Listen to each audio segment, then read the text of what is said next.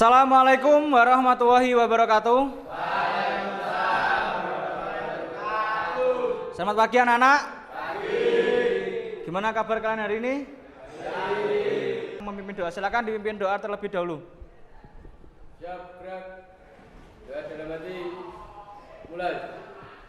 Doa selesai. Kemudian sebelum kalian belajar, marilah kita yel terlebih dahulu agar kalian bersemangat. Silakan Mas Andika dipimpin yel terlebih dahulu. Semka Bisa. Semka Hebat. Semka Bisa hebat. Bisa tembus. Siap, unggul. Tepuk tangan dulu. Baik, yang tidak masuk berarti Mas Angga masih sakit, kemudian si kembar Azrul juga nggak masuk dua-duanya. Ada yang tahu kemana? Sebelum kita mulai materi pagi hari ini, kemarin kalian sudah menerima materi dari Bapak tentang sistem PJMFI. Mulai dari kerusakan pada sensor CKP, kemudian apalagi kemarin? BAS, kemudian VS, dan ISS atau Intelligence Control ya. Untuk yang sekarang, kamu kemarin nggak merhatikan ya. Jadi kalian kemarin sudah memahami kalau CKP yang rusak efeknya pada apa? Tidak bisa menyala karena CKP untuk mengatur busi dan awal start. Di sini materi selanjutnya yaitu meneruskan yang kemarin, mendiagnosis kerusakan sensor TP pada sistem injeksi PJMFI. Yang kedua ECT, yang ketiga MAP, yang terakhir adalah injektor. Jadi kalian harus bisa mendiagnosis kerusakannya, kemudian mengevaluasi, kemudian menyimpulkan yang rusak itu pada apanya. Ini adalah bekal yang paling penting.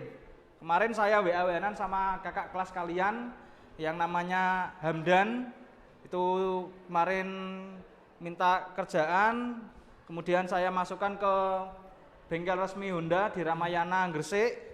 Sekarang gajinya sudah 4,5 juta. Ya, tepuk tangan. Itu karena apa? Dia tidak megang sasis, tidak megang mesin, hanya megang PJMFI-nya saja. Tidak kotor-kotoran, tapi hanya megang PJMFI. Jadi PJMFI ini sangat penting, karena sepeda motor sekarang sudah menggunakan PJMFI semuanya. Karbu sudah banyak yang ditinggalkan, walaupun masih ada, tapi sudah sangat sedikit, sangat jarang kita menemukan sepeda motor karbu di jalanan. Bisa dimengerti? Nah, nanti kita akan belajar mengungkap permasalahan menggunakan model pembelajaran problem based learning. Setelah itu KKM-nya seperti biasa 75, ada nilai kelompok sama nilai individu. Di akhir pembelajaran nanti ada yang namanya post test lewat kuisis. Kemudian kegiatan pembelajarannya nanti Bapak akan membagi kelompok, setiap kelompok ada 4 anak sama ada 1 ketua. Ketua itu yang bertanggung jawab untuk mengondisikan kelompoknya, bagaimana caranya mengungkap permasalahan yang sudah saya kasih di pertemuan di grup WA kalian masing-masing atau di LKPD. Bisa dipahami? Ada kerusakan pada sepeda motor Beat, terjadi kedipan. Jadi ada konsumen, suatu hari ada konsumen yang datang, dia mengeluhkan ketika dibuat kendara, tiba-tiba sepeda motornya mati. Kemudian indikasinya adalah keluar kedipan pada speedometer. Setelah dicek kedipannya sama yang punya bengkel, nah ternyata kedipannya adalah 5 kedipan panjang sama 2 kedipan pendek. Artinya kerusakan pada CKP ya, betul. Nah, baik, ini nanti Bapak akan bagi kelompok kalian untuk mengidentifikasi kerusakan yang ada pada sepeda motor Honda Beat sama Honda Vario. Untuk silakan pindah sesuai tempat kelompoknya. 1, 2, 3, dan 4. Nah, ini kan sudah ada 3. Tinggal ditambah 3. Nanti tinggal dibagi siapa yang maju, siapa yang tanya, siapa yang bertanya ya. Nanti tanya, terserah. Kalau kelompok lain nggak bisa jawab, nanti saya yang bantu jawab ya. Dan ini kan ada, tinggal nambahin aja gejalanya selain itu apa aja, apalagi gitu. Ya.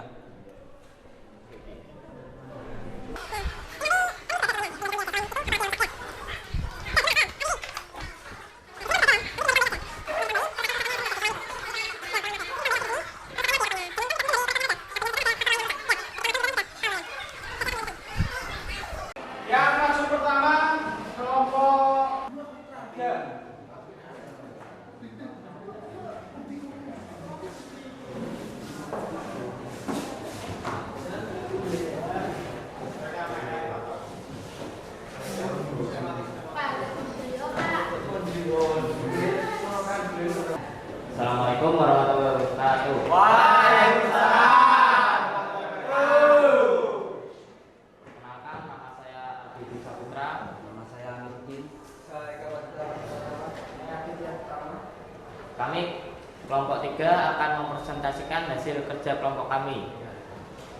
Di sini kami sudah mendiagnosis kerusakan atau gangguan berupa indikator kode sistem injeksi PJMFI, menganalisis kerusakan atau gangguan berupa indikator kode sistem injeksi PJMFI, dan ada beberapa video-video yang telah dikirimkan oleh Pak Anang ke grup kami.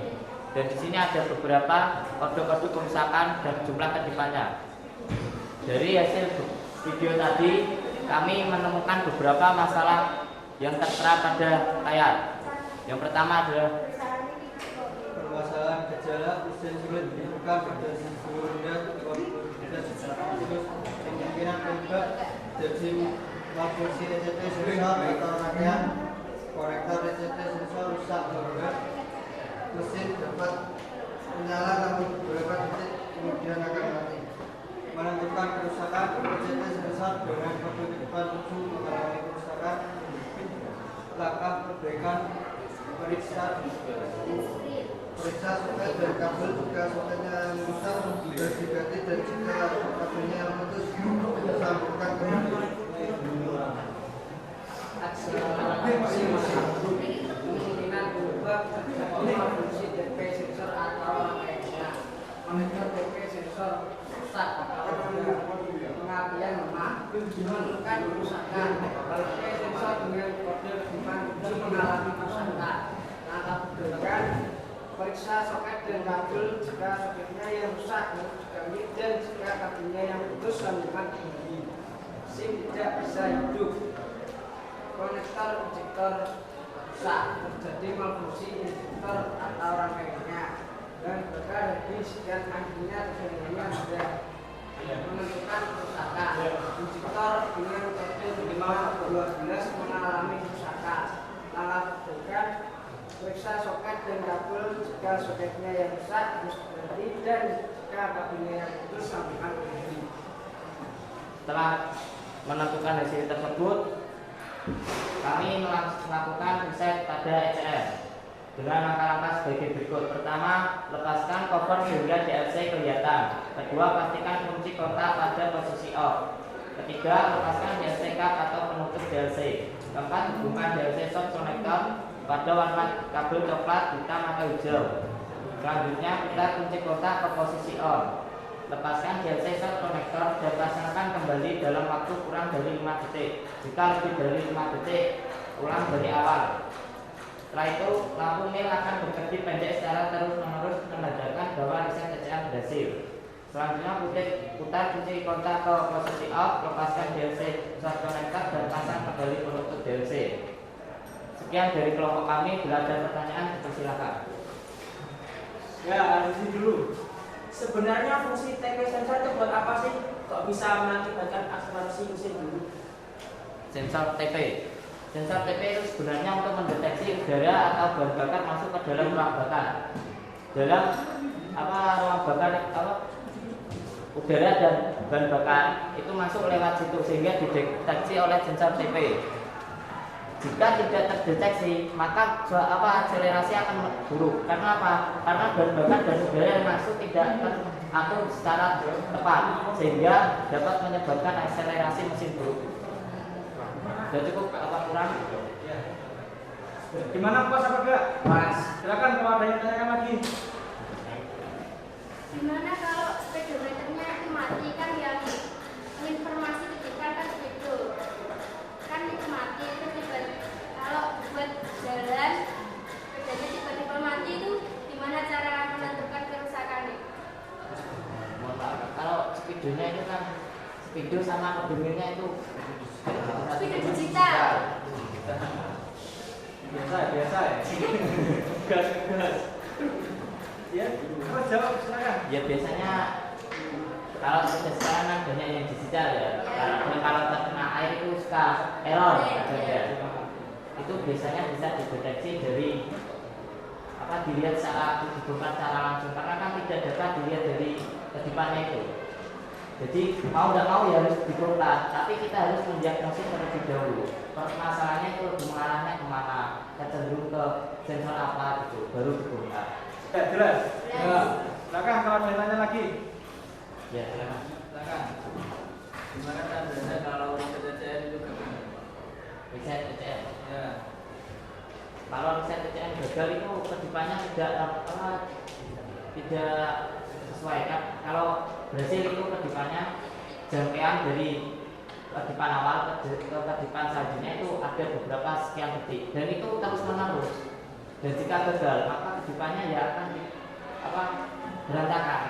Kadang ada yang tetap sesuai kode kerusakannya seperti 12 ya tetap 12, kalau 8 ya tetap 8 gitu. Kadang yang nyala terus dan berkedip, ya itu tandanya berarti gagal dan harus ulang dari awal lagi caranya. Bisa dipahami? Ya benar jawabannya. Ya, ada tanyakan lagi enggak? Kalau tidak ada silakan ditutup. Oke, sekian dari kelompok 3, kurang lebihnya kami mohon maaf.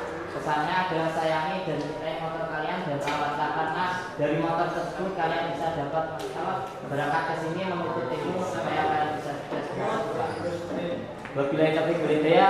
Wassalamualaikum warahmatullahi wabarakatuh. Baik, tadi sudah melakukan presentasi cukup bagus semuanya. Saya sudah bingung siapa yang mendapatkan nilai yang paling tinggi. Rata-rata nilainya 90 sampai 99 semua. Tapi ada satu kelompok yang mendapatkan nilai tertinggi yaitu kelompok 3. Tepuk tangan untuk kelompok 3. Nah, baik, untuk tes terakhir kita akan melaksanakan post test berupa kuis.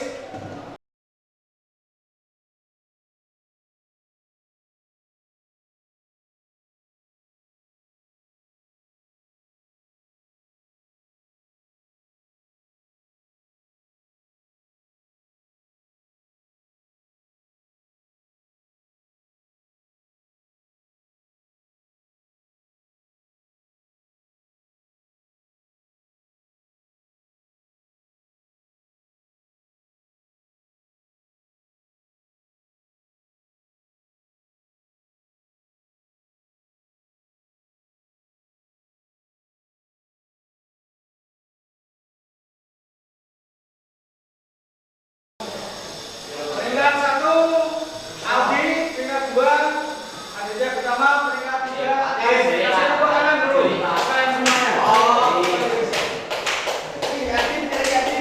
Ya.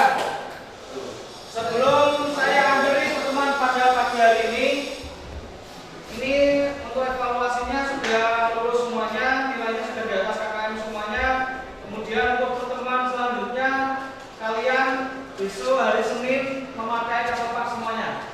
Ya, kita praktek sistem PJM5. Kalian sudah mendiagnosis, mengidentifikasi, menganalisis, menyimpulkan permasalahan. Kita praktek untuk hari Senin.